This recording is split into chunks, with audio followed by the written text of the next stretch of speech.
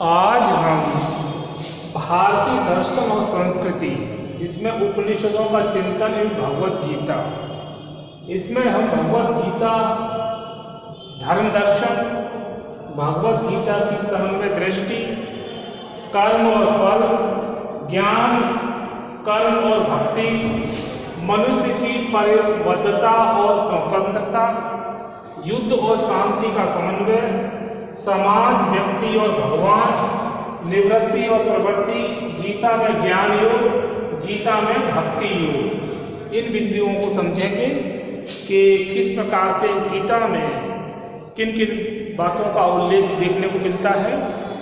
इससे पहले हमने उपनिषदों के बारे में जाना और ये किस प्रकार से मनुष्य की जो मस्तिष्क का विकास और विवेक में वृद्धि करते हैं।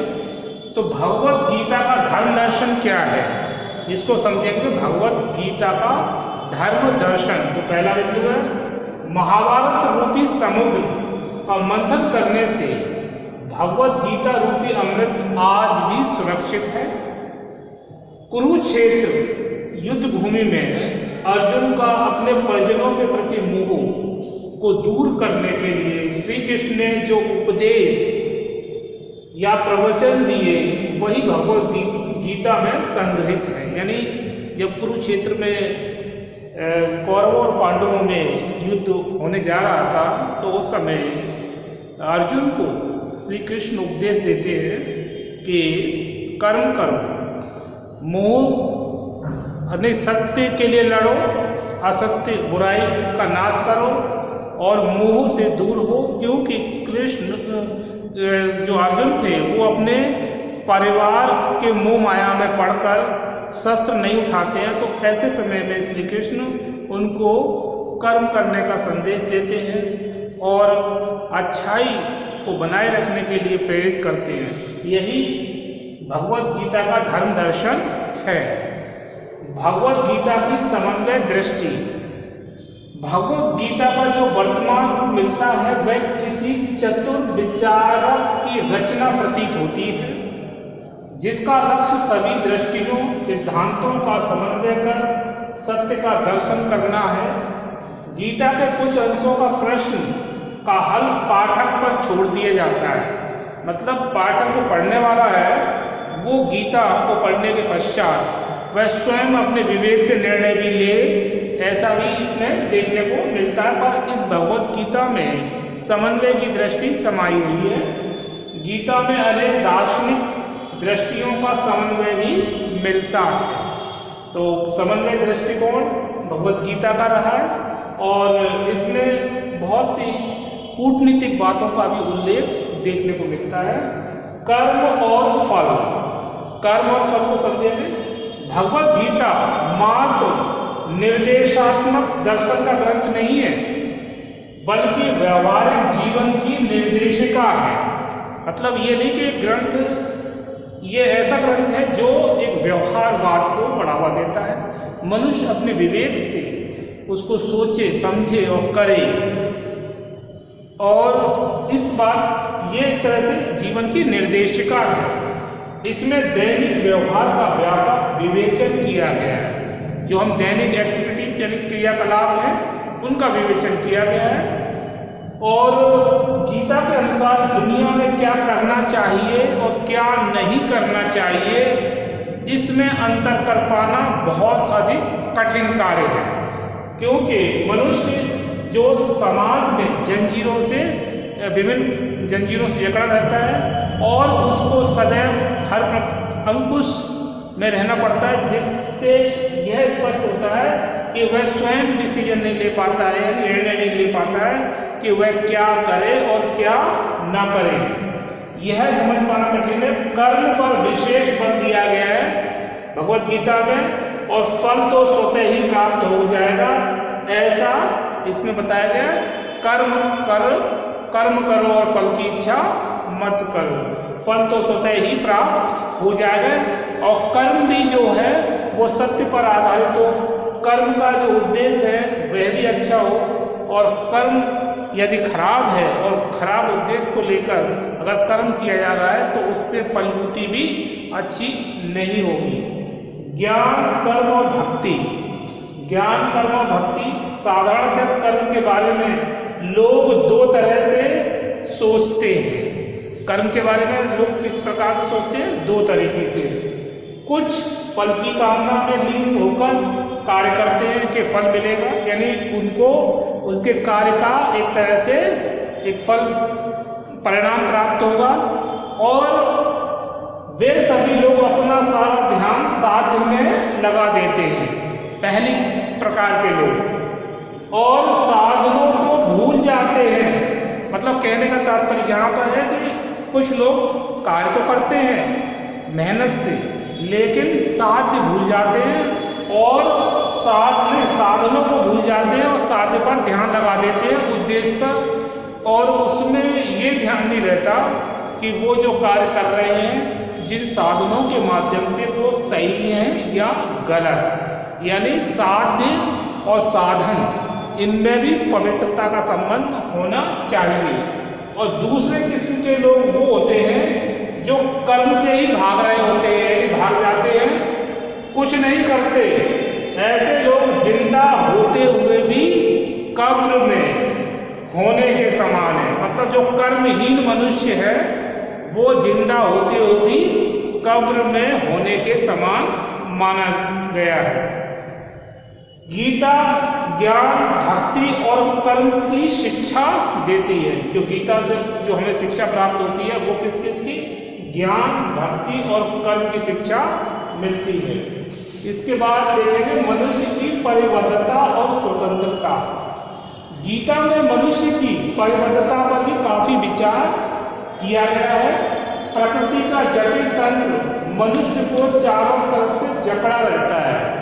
मतलब समाज का जो जटिल तंत्र है, यानी समाज में जो मनुष्य रह रहा है उसको विभिन्न नियमों का पालन करना पड़ता है।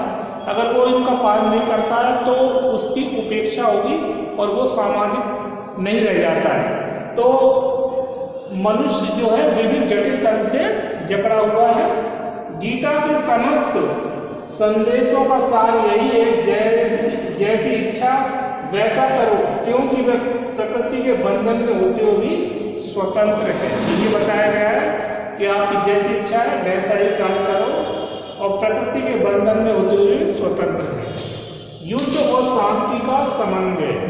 गीता, भगवत गीता में युद्ध और शांति का समन्वय भी दिखाई देता है, क्योंकि गीता में एक और समन्वय दिखाई देता है, वह यह है युद्ध और शांति तथा हत्या और अहिंसा का समन्वय।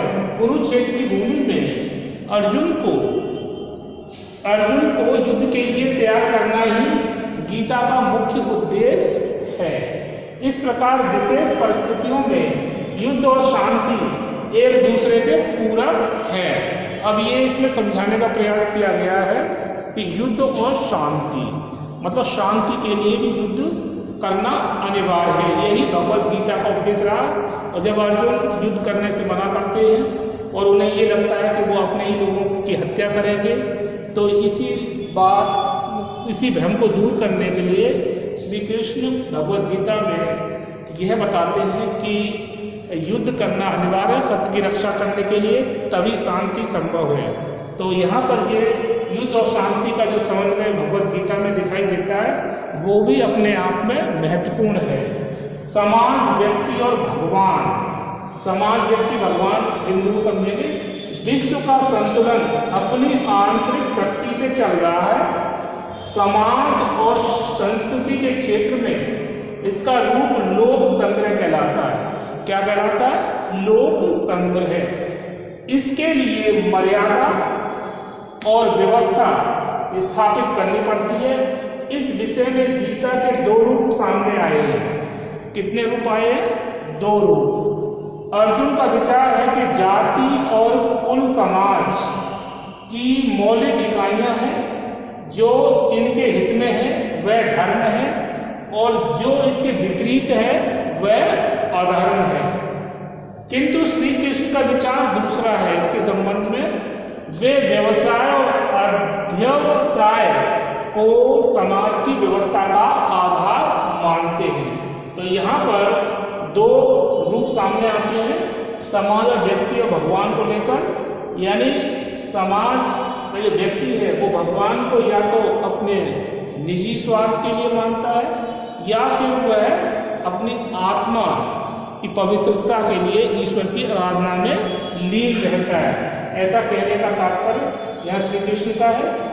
इसके बाद निवृत्ति और प्रवृत्ति। निवृत्ति और प्रवृत्ति, वेदों में प्रकृति के आदर्श की प्रतिष्ठा हुई है। जो हमारे वेद हैं 4 वेद, उनमें किसकी प्रतिष्ठा हुई है? आदर्श, प्रकृति के आदर्श की प्रतिष्ठा दिखाई देती है। तथा उपनिषदों में मोक्ष की प्राप्ति के लिए वैराग्य का प्रतिपादन हुआ है।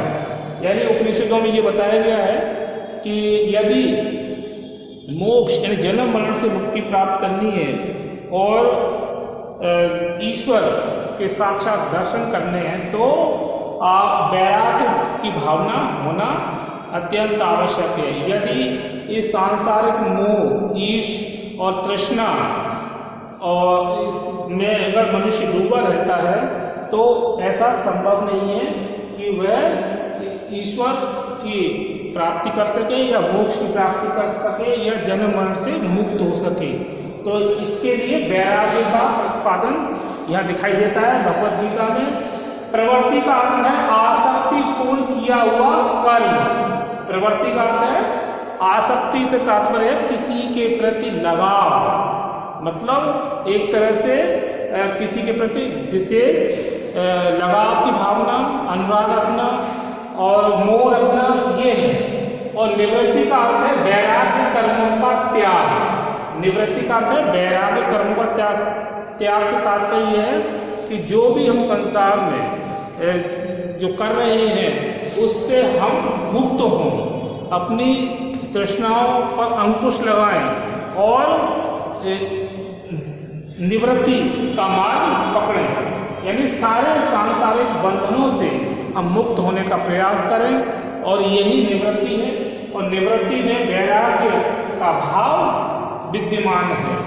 तो निवृत्ति का अर्थ वैराग्य रूप कर्मों का त्याग और प्रवृत्ति रूप में प्रवृत्ति रूप कर्म के पीछे वासना होती है जो आत्मा को कर्म से जोड़कर उसके बंधन का कारण बनती है।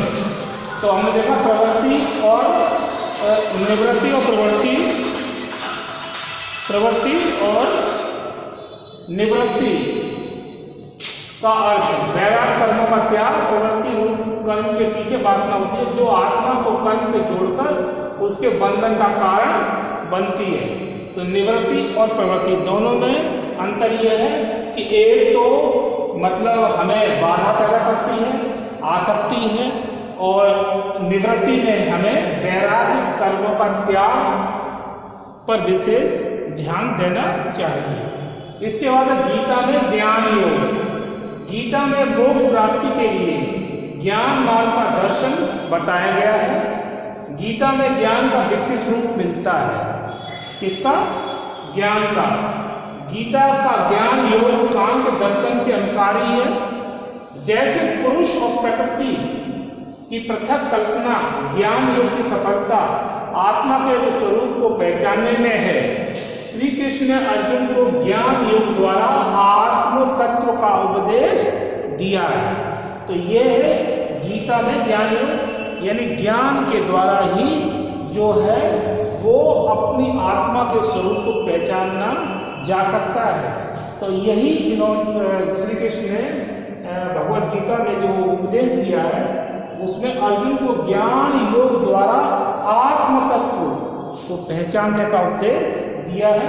तो मनुष्य बिना ज्ञान के किसी भी प्रकार से वह इन सांसारिक बंधनों से मुक्त होना उसके लिए संभव नहीं है, क्योंकि वह अंधकारपूर्ण इस जीवन में ही डूबा रहेगा और वह सच्चे मार्ग की तरफ नहीं बढ़ सकता। गीता में भक्ति योग। अब देखेंगे गीता में भक्ति योग। गीता में भक्ति को भगवत प्राप्ति के अर्थात मोक्ष प्राप्ति का सरल साधन बताया गया है। गीता में भक्ति को भगवत प्राप्ति के अर्थात मोक्ष प्राप्ति का सरल क्या बताया? साधन। गीता में कर्म योग और ज्ञान योग की तुलना में भक्ति योग को अधिक महत्व दिया गया है। ज्ञान योग की तुलना में भक्ति योग को अधिक महत्व दिया गया। श्री कृष्ण ने अर्जुन की शंकाओं का समाधान करते हुए उसके समक्ष भक्ति के मार्ग का उपदेश दिया है।